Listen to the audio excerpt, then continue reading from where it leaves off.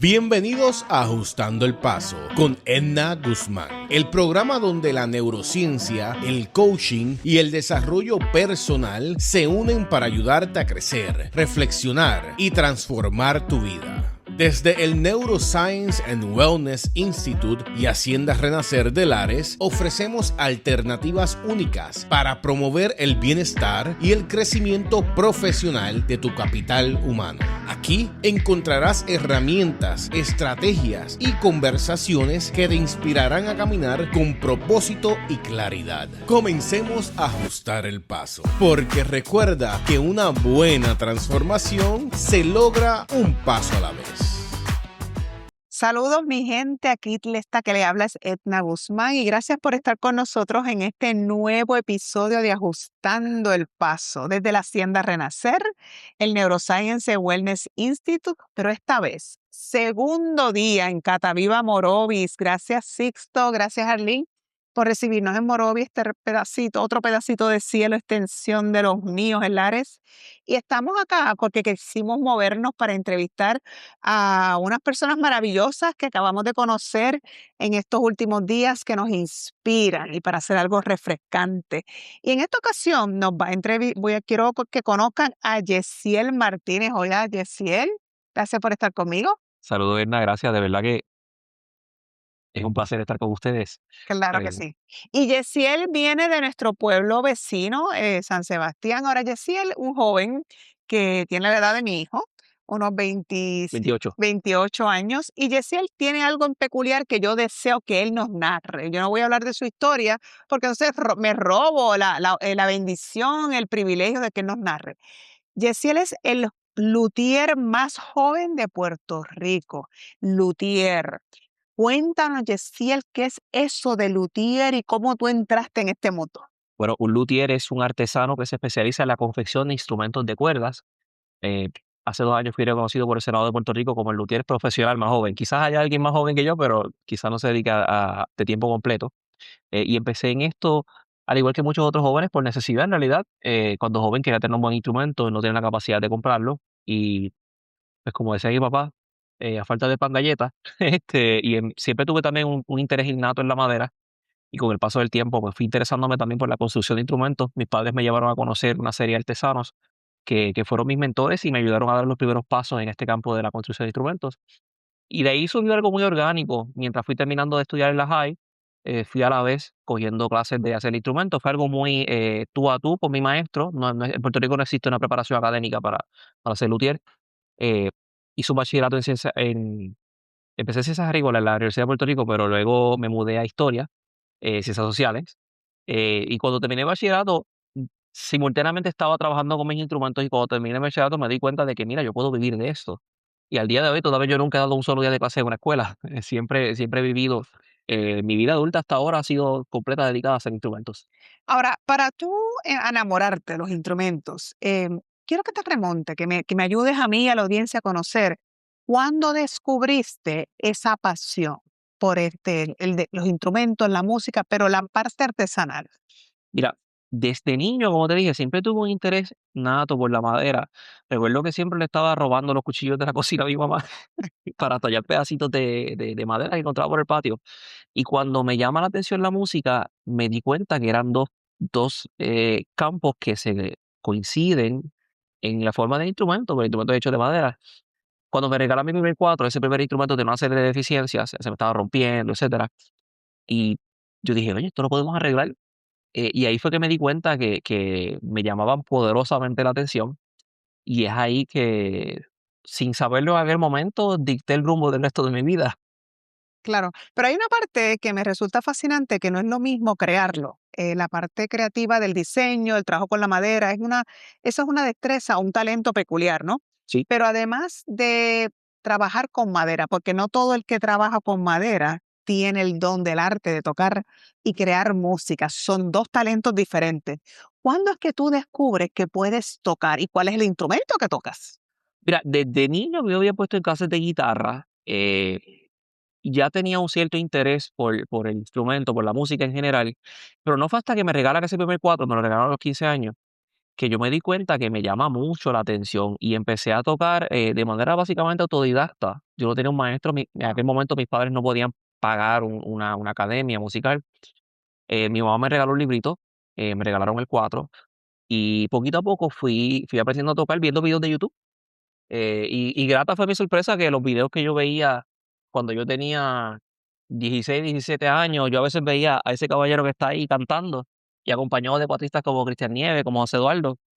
¿Quién diría que hoy en día son todos mis amigos, gracias al Señor?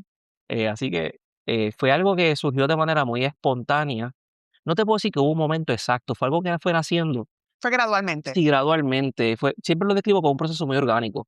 Sí, lo que pasa es que ahí vemos que cuando tenemos el talento y viene a nivel genético, eso va evolucionando. Viene un momento dado que emerge y lo vamos desarrollando. Ujú. Sería lindo mirar, y no sé si lo has hecho, quién de tus ancestros traía el talento del arte, de la música. ¿Lograste verlo? ¿Algún abuelo? Mira, el único familiar mío que yo conocí que tocaba, un poquito para su disfrute era mi bisabuelo por parte de padre, Ángel Martínez. Pero yo no lo conocí mucho a él, yo lo vi muy pocas veces. Ninguno de mis abuelos tocaba. Y te digo, fue algo muy, muy interesante porque yo no vengo de una familia musical. Y aparte de mi bisabuelo, no conozco ningún otro ancestro inmediato que haya tocado. Qué lindo, como eso vino ya incorporado, ¿verdad? En ese talento. Ahora, te quiero preguntar, Yesiel, porque es un trabajo diferente, bien diferente a lo que estamos acostumbrados a ver a esta generación, donde sí tienes una carrera, sí vas a la universidad, Ujú. pero te vas a la parte artesanal y la música. Cuéntanos para la audiencia que nos escucha, ¿cuáles han sido esos desafíos, retos que te has encontrado y que has hecho para moverte, para vencerlos? Sí, bueno, mucha gente piensa que vivir de la artesanía es vivir pasando privaciones y necesidades. Eso no es cierto. El gran reto radica en que tienes que aprender a identificar tu pasión como negocio. Mm. Tienes que aprender a diferenciar entre lo que a ti te gusta hacer por disfrute propio y diferenciarlo entre lo que te gusta y tienes que hacer para poder subsistir. Son dos diferencias muy grandes que mucha gente no logra identificar. Está bien que a mí me encanta hacer instrumentos, pero para yo vivir yo tengo que hacer una cantidad de instrumentos al año para poder subsistir. Espérate, que esto sí que está interesante. Wow, espérate, aquí está mi esposo riéndose y dos o tres mirándome así. Una cosa es lo que a mí me apasiona y Ujú, otra cosa es que yo lo que escucho, él no ha dicho esto, pero yo lo que oigo es estratégicamente, si esto es lo que me apasiona, ujú. tiene que venir combinado con una planificación, porque si no, no voy a vivir. Exactamente. Y creo que es el gran error que se comete mucho. Veo muchos compañeros jóvenes que son bien talentosos, pero lamentablemente en ese punto fallan. Y es que tienes que aprender a identificar el punto de convergencia entre la pasión y poder satisfacer tus necesidades como persona. Y Ah, no se trata de llegar a la avaricia, no es eso. Yo hago lo que hago porque lo amo primeramente, pero también puedo vivir de eso y eso requiere planificación, requiere preparación y requiere un plan de trabajo. Naturalmente, eh, hacer solamente los instrumentos que yo quiero hacer para satisfacer mi curiosidad intelectual no necesariamente me va a proveer de lo que yo necesito para vivir. Así que también hay que trabajar con esto del mercadeo, identificar la clientela que te quiera a ti, porque nosotros trabajamos para un nicho muy pequeño. La realidad es que hoy en día hay constructores de instrumentos en todo el mundo y muy buenos. Poder satisfacer ese nicho en el cual estamos, que es el nicho específicamente de la música puertorriqueña, del cuatro puertorriqueño y del acordeón y demás instrumentos. Es un nicho sumamente específico que requiere mucha preparación. O sea que tienes que identificar, yo diría primero, identifica tu pasión, identifica cómo convertirla en un trabajo viable y luego identifica un plan de trabajo para que puedas vivir de tu pasión. wow. ¿Y quién te inspiró? ¿Cómo te aprendiste que esos 3 pasos o esos 4 pasos, mencionaste 4, para que esto sea viable, que lo disfrutas, pero al mismo tiempo es tu carrera, es tu modo de vida, es tu forma de estar, aquí satisfaciendo tus necesidades? ¿Quién te apoyó en esto? Mira, mis padres fueron sumamente importantes en este proceso. Siempre me dijeron, mira, no solamente es lo que a uno le gusta, uno tiene que también ser responsable por los demás facetas de su vida. Te diría que ellos fueron mis primeros guías y posteriormente cuando conocí a mis otros mentores, que son artesanos luthier que han dedicado a esto por toda su vida, también me fueron aconsejando y dijeron, mira, organízate de esta manera para que puedas hacer lo que amas y también puedas vivir dignamente. Pero diría que fue una combinación entre ellos dos. Sí, lo que me gusta es que estás enfatizando que a veces pensamos que como tengo el talento y me queda bien, ya está. Y se requiere buscar más allá, identificar mentores, quiénes lo han hecho, qué Ujú. se requiere, y mentores en diferentes campos, la parte estratégica, la parte financiera y la parte para refinar ese arte que tienes. Y dejar, ahí entra el aspecto de humildad. La humildad es necesaria para nosotros poder aprender de otras personas que ya lo han hecho, que van en ese proceso y que podamos mirar hacia arriba y decir, déjame quedarme aquí pegadito para aprender de los demás. Y eso requiere un ajuste de paso. Exactamente. Sí, ¿y qué otros retos hoy día estás superando? Cuéntanos. Mira, el gran reto ahora mismo que estoy enfrentando es poder satisfacer la demanda que tengo. Hay una demanda muy alta sin sacrificar calidad y a la misma vez siendo eficiente con el tiempo. Es muy retante poder hacer un buen instrumento dentro de un lapso de tiempo que no sea excesivo y mantenerte entregando instrumentos que satisfagan las necesidades de músicos muy exigentes. Es un reto que estoy trabajando. No te voy a mentir, no te voy a decir que ya tengo el sartén agarrado por el mango, pero ya he ido identificando unas ciertas áreas, ya he ido, creando mi red de apoyo, ¿verdad? Para poder satisfacer esto y creo que vamos muy bien. Qué bien. Y cuéntame, ¿a quién han sido estos artistas o este cliente que le has tenido, que te ha pedido que le hagas su instrumento, que tú dices, wow, esto requiere que yo le dedique esta pasión completa? Mira, gracias a Dios he tenido varios clientes muy talentosos. Te puedo mencionar, por ejemplo, Fabiola Méndez, es una gran cuatrista. Hace poco se acercó a mí y me pidió un cuatro eléctrico, que es algo que se aleja totalmente de lo que es un instrumento tradicional. Fue algo que gracias a Dios me preparé por un tiempo, le dije: "Mira, me va a tomar un poquito de tiempo, pero lo voy a hacer". Y gracias a Dios fue un instrumento bien exitoso. Ella se lo ha llevado a tocar en Europa, en Finlandia, en Reino Unido, y cada vez que me ve me dice lo que feliz que está con su cuatro. Otro gran músico, es Cristian Nieves. A él le hice una bordonada y un tiple, que son instrumentos que él usa continuamente, y gracias a Dios cada vez que me dice: "Esto suena súper bien". Este, y yo creo que el caso más famoso ahora mismo fue José Carlos Santana, que es el cuatrista actualmente de Bad Bunny y de Andrés Jiménez, que con ese 4 es que él tocó La Residencia y está haciendo la gira mundial. Wow. Eh, Definitivamente que son casos que han requerido mucha, mucha atención al detalle, ser muy atento, no solamente al detalle estético, sino a satisfacer las necesidades de cada cual. En el caso del 4 de José Eduardo, es un instrumento que fue hecho específicamente para tocar en tarima. Y eso requiere tomar otras consideraciones que no necesariamente se toman en un instrumento para tocar en la sala de la casa. ¿Y qué madera utilizas? Uso toda una gama de maderas de Puerto Rico e importadas. Te puedo dar un ejemplo. Uso mucha caoba, cedro, roble. Uso también teca, que es una madera poco común, pero es muy Sí, buena. sí, sí. Para las tapas de los instrumentos rara la vez uso ya grupo, es lo más tradicional. Uso mucho cedro rojo canadiense, cedro blanco canadiense y también uso bastante redwood. Y me queda una pregunta, la única que me queda, la última que quiero cerrar ahí para que nos deleite, porque queremos escuchar su talento. ¿Por qué el 4? El 4 es un instrumento que tiene una capacidad para llamar la atención del puertorriqueño que es inigualable. Yo desde niño escuchaba un 4 y yo sabía lo que estaba escuchando aunque nadie me lo dijera. Es un instrumento que yo creo que está hilvanado en el ADN puertorriqueño y logra tocar la fibra de nosotros de una manera muy especial que otros instrumentos no hacen. Escuchamos un 4 y sin verlo nos remonta a quiénes somos, ¿cierto? Ujú. A nuestra historia, a nuestra esencia, al coquí, a lo que nos hace únicos y puertorriqueños. Así que me fascina, estoy tan inspirada por escucharte, un joven que descubrió su pasión a temprana edad, que se nutrió de mentores y fue tras su pasión de manera estratégica. ¿Y qué tal si cerramos esta entrevista y nos deleita? Parece, creo que sí. Éxitos. Así que vente por acá y les dejo el espacio. Vete por acá.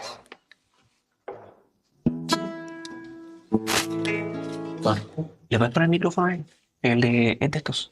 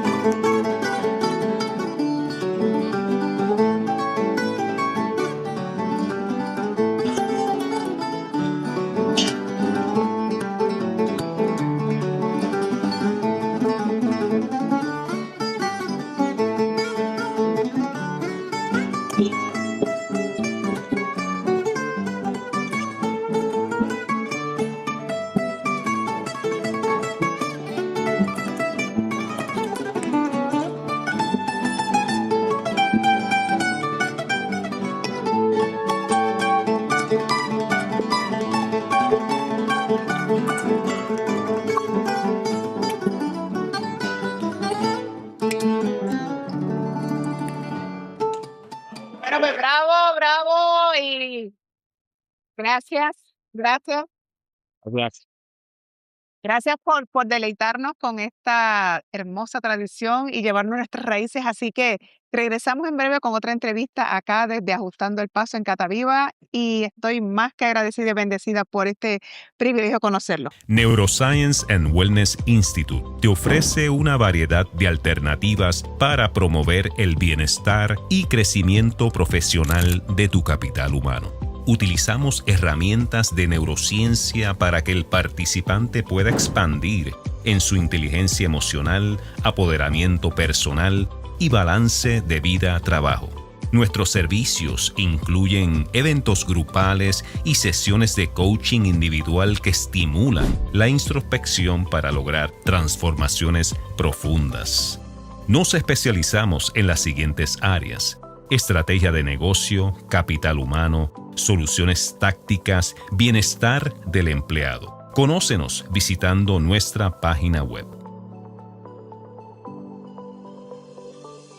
Saludos y bienvenidos nuevamente aquí a Ajustando el Paso. Gracias por quedarte con nosotros y seguimos en este episodio y esta segunda mitad.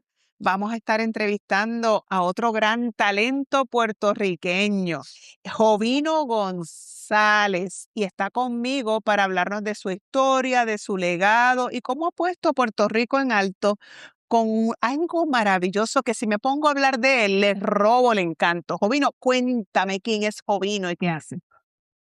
Bueno, Jovino González Rodríguez, que soy yo. Yo me llamo igual que mi papá, que en paz descanse.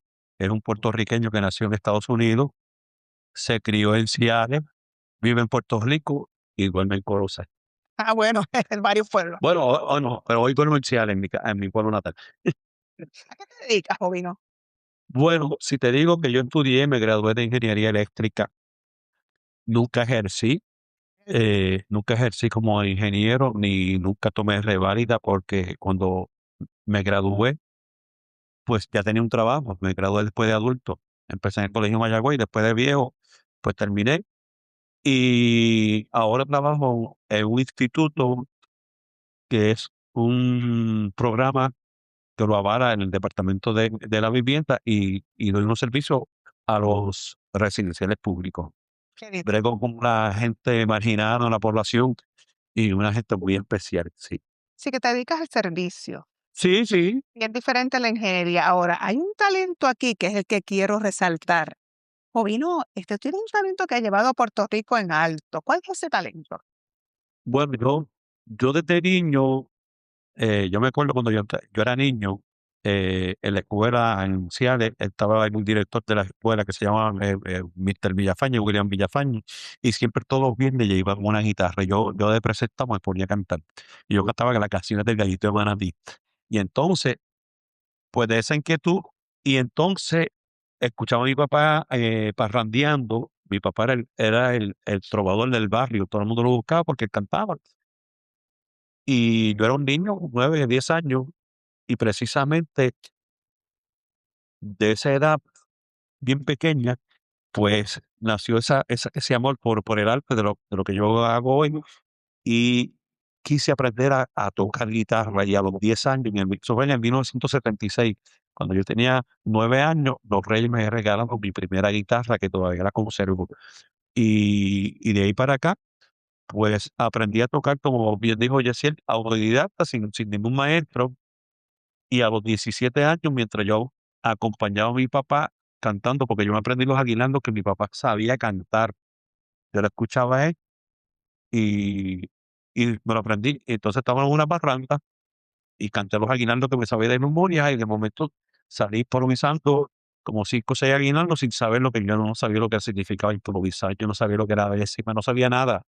Cuando mi papá me dice: "Oye, Junior", en casa me dicen Junior, me dice: "Qué bien te quedó eso, lo de improvisaste unas décimas ahí". Yo, ¿qué? ¿Que yo hice qué? Yo no sabía nada. Fue con el tiempo que me di cuenta de que tenía esa habilidad, porque yo entiendo que uno nace con unas habilidades y todo se aprende. Yo digo que este arte de la décima, de la improvisación, si tú le dedicas tiempo y cariño, tú lo puedes aprender. Hay unos con más facilidad y otros que no. Yo vengo de una familia que son trovadores, Arturo Santiago padre, Arturito Santiago hijo, que son familias mías, tíos y primos. Tengo unos tíos por parte de mi papá que son trovadores que viven en Estados Unidos y mi papá que también cantaba. De ahí es que sale todo eso. Y entonces, pues, de ahí me encaminé hacia este mundo de la décima. O sea, que vienes con ese legado, me resulta fascinante porque vienes con esa mancha de plátano, como decimos, pero a nivel genético traes la herencia de la décima, de trovar. Ahora, ¿qué tal si nos explicas para el público que nos escucha y para mí misma aprender qué es una décima? Bueno, una décima es una composición de 10 versos con una rima establecida. Nosotros cantamos lo que es la décima espinela, que se le dice espinela por Vicente Martínez Espinel, que en el 1550, que nació por allá por España, luego fue un monje y fue el que hizo la estructura que conocemos en toda Latinoamérica, se canta en toda el habla hispana, latín, italiano y otros idiomas, pero nosotros, es bien riguroso, y específicamente en Puerto Rico, porque aunque se canta en muchos países, en Puerto Rico es el país más estricto en la décima. Aquí no, nosotros entre los trovadores no permitimos rimar doble L con Y, ni Z con S, ni plural con singular. Tú sabes, es una cosa bien metódica que a veces muchos compañeros que vienen de otros países se les hace difícil cantar aquí porque se le pone el sello, no, ya fallaste. A tal extremo como un gran improvisador de Sudamérica, José Silvio Curvelo, me dijo, nosotros cantamos décimas, pero si ustedes quieren escuchar décimas perfectas, vayan a Puerto Rico. Y por lo menos nosotros tenemos ese orgullo de decir que nosotros somos los más estrictos en eso. Así que además de ese talento que descubriste, innato, te fue necesario perfeccionarlo con las reglas o lo que había en Puerto Rico, que era bien estructurado, ¿cierto? Eso es así. Cuando uno va conociendo, mira, si yo te digo una cosa, cuando tú vas conociendo lo que tú vas a hacer, se te hace más difícil hacer. Wow. Por ejemplo, yo, cuando comencé en la décima activo en 1990, me acuerdo como ahora que fue el mismo año que murió Ramito, el gran trovador de Puerto Rico, el cantor de la montaña, pues en casa siempre se escuchaba a Ramito, entonces yo era bien fanático de él por lo lindo que cantaba. Y entonces, pero mi primera décima, si yo las comparo con las cosas que yo hago hoy, yo digo, esto no sirve. Décimas asonantadas, más rimadas, fuera de métrica. El conocimiento va perfeccionando a uno hasta llegarlo a un nivel que uno está hoy en día. Sí, mira, Jovino, yo sé que yo le pedí a él su biografía y me maravillé de conocer, ¿verdad?, de toda tu trayectoria y sé que has tenido la oportunidad de participar con la Orquesta Sinfónica de Puerto Rico y también has podido representar a nuestra isla en festivales y presentaciones internacionales. Ahora, Jovino, ¿eso supone algún tipo de reto, desafío de toda esta trayectoria? ¿Me puedes narrar o para la audiencia algún desafío, reto que has tenido y cómo lo has superado? Fíjate, cuando fui a la Sinfónica por primera vez, eso van ya casi 20 años ya. Fue un reto porque dice, pues, un jíbaro cantando con 80 músicos detrás de uno, con un coro sinfónico, el Coro Nacional de Puerto Rico. Tú tienes que cantar porque ellos van por la música al papel, en el Exacto. pentagrama, y tú tienes que estar pendiente para entrar cuando tienes que entrar. Entonces, cuando hay cosas aprendidas no hay problema, pero cuando estás improvisando, te dice: "Pues, improvísate ahora", dice, tienes que entrar ahí, y si no tienes nada en la mente, tienes que arrancar como quieras. Eso fue muy horrible. Y entonces, sentir, ver esa sala de Bellas Artes llena y aplaudirte, y pues es una emoción enorme. Me pasó también en las competencias de trovadores, una firma comercial muy famosa que fui, aunque no fui muchas veces a esa competencia, pero estar ahí y ver 100,000 personas frente de ti, ahí exigiéndote, y a veces tú bloqueado ahí, y la gente dice: "Mira, arranca, arranca". Dice, pero gracias a Dios, pues hemos persistido, igual que otros grandes trovadores de Puerto Rico. Yo entiendo que yo empecé en la música, activo como trovador, y me pegué de los mejores, de los mejores. Me pegué de Arturito Santiago Vino cuando estaba en su mejor momento, de otros grandes trovadores como fue Ricardo Abril, que era un gran improvisador, Y yo de esa gente me nutrí mucho, aprendí mucho. Y obviamente, pues la dedicación y el estudio, todo se aprendió, digo, todo se aprendió. Me encanta cómo mencionas y quiero resaltar que podemos tener un buen talento, excelente, pero requiere pulirlo. Y pulirlo hay que estudiar y hay que nutrirse de mentores. Y volver al tema que hablamos en la entrevista pasada con Jessie, de tener esa humildad y buscar de estas personas que están allá, que lo han logrado y pegarnos de ellos para aprender de esa trayectoria. Así mismo es, uno tiene que, y yo, por ejemplo, yo que trabajo con niños, con jóvenes, dando talleres, enseñando la décima, a veces yo voy con unas ideas para los muchachos y me sorprende por las cosas que yo recibo de ellos, eh, porque en Puerto Rico hay mucho talento, y yo digo que eso, como bien, tú bien comentado, que cuando se oye el cuadro, como bien lo sabe hacer Yaciel, suena el cuadro, se le mete a uno por la vena cuando escucha un del ahí también. Así mismo que son, son vivencias que hay que tenerlas y llevarlas a cabo. Sí, algo que ahí me está retumbando hace rato. Para poder estar en un lugar que te invitan, que yo te voy a tirar al medio ya mismo, vas a tener que hacer una décima aquí en vivo, tienes que conectarte con la esencia de lo que está pasando, del Mira, contexto. tú sabes una cosa, es una pregunta que es importante porque los probadores que son mañosos, por ejemplo, vamos a una actividad, observamos, miramos el panorama, a veces yo digo, ¿y cómo se llama él? ¿Y cómo se llama ella? Okey, ¿y a qué se dedica? Ya yo estoy haciendo como decimos nosotros, un mapa para que cuando llegue el momento, como tú dices, ya yo sé por dónde tirarme, ya yo tengo algo planificado. Entrevistaste hace un rato a Sixto, y en lo que tú ibas haciendo las demás entrevistas, pues, me surgió una idea, igual cuando entrevistaste a la joven Sacha, Sacha. Fíjate, cuando entrevistaste a Sacha, ella dijo algo que a mí me impactó. Déjame ver si me acuerdo, porque más o menos lo elaboré así, dice: "Hay mucha gente que quiere, pero es la menos que ama. guau, Hay mucha gente en la llama, pero es otra la que se muere. guau, Hay cierta gente que hiere, que engaña y todo amapucha. Hay cierta gente que lucha sin importar quién lo apoye, y hay mucha gente que oye, pero es la menos que escucha". guau, qué tremendo. Esto está magistral. Esto es para la historia, como dice Cisco. Hobby no me fascina, así que mira qué maravilla, porque esa era siempre mi duda. ¿Cómo hace un trovador que se conecta para poder inspirar, verdad? Está ahí improvisando, entre comillas, pero en realidad requiere conectarse con el aquí y ahora. Es un nivel de conciencia. Estar consciente de ti y del entorno.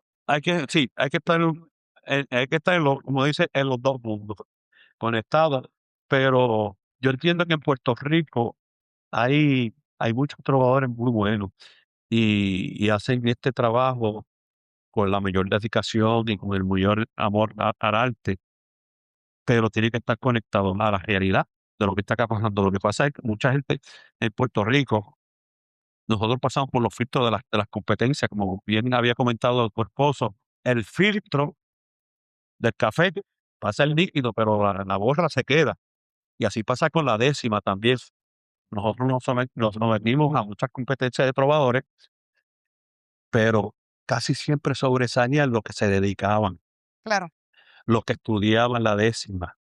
Y entonces eso fue creando una capacidad, un entorno de los trovadores que dicen: "Espérate, estos son trovadores élites", pero no sabían que esos trovadores élites son los que se dedican todo el tiempo en la semana al estudio de la décima.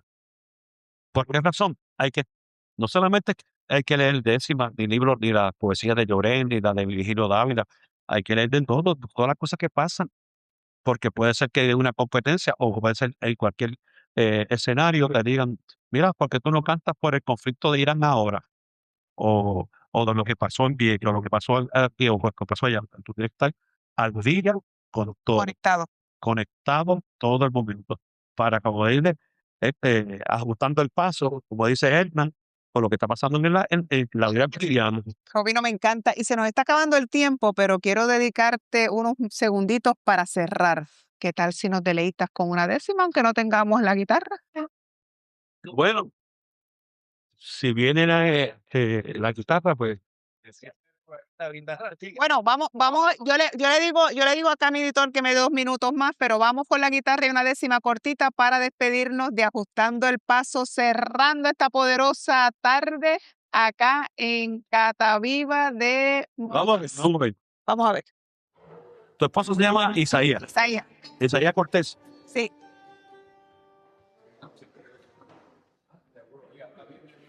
¿Cómo? Para que tú veas, yo te escuché y te fui captando la historia de la hacienda, ¿ok? Yo siempre cuando tú quieras, dale, túmbate.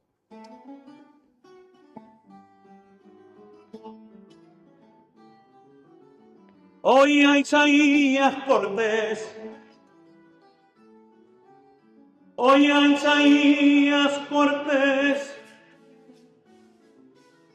Con entusiasmo y afán, luego a Edna Guzmán, hablando con interés.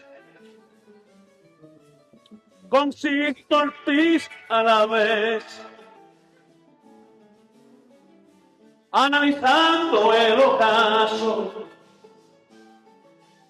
mientras la historia repaso.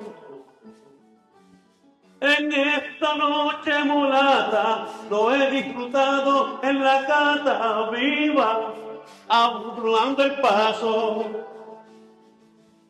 Viva Ajustando el Paso. Tengo una para Sixto, porque a Sixto no le llego los tobillos. Sixto Ortiz, el ingeniero. Sixto Ortiz, el ingeniero, salió de la nueva esquina donde su padre una fina clientela hizo con esmero. Sixto se fue al extranjero, siguiendo rumbos sencillos. Luego regresa a sus trillos, buscando el mejor encuadre, comparándolo a su padre, no le llega a los tobillos. No le llega a los tobillos.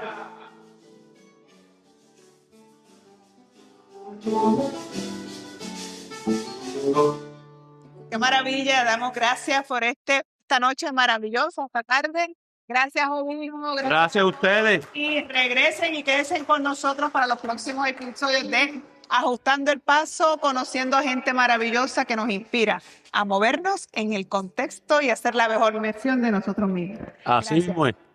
Gracias por acompañarnos en Ajustando el Paso. Recuerda que cada pequeño ajuste en tu vida puede llevarte a grandes resultados. Desde el Neuroscience and Wellness Institute y Hacienda Renacer de Lares, continuamos ofreciéndote alternativas para impulsar tu bienestar y el crecimiento profesional de tu capital humano. Síguenos en redes sociales y acompáñanos en el próximo episodio aquí en Radio Grito. Porque recuerda que una buena transformación se logra un paso a la vez.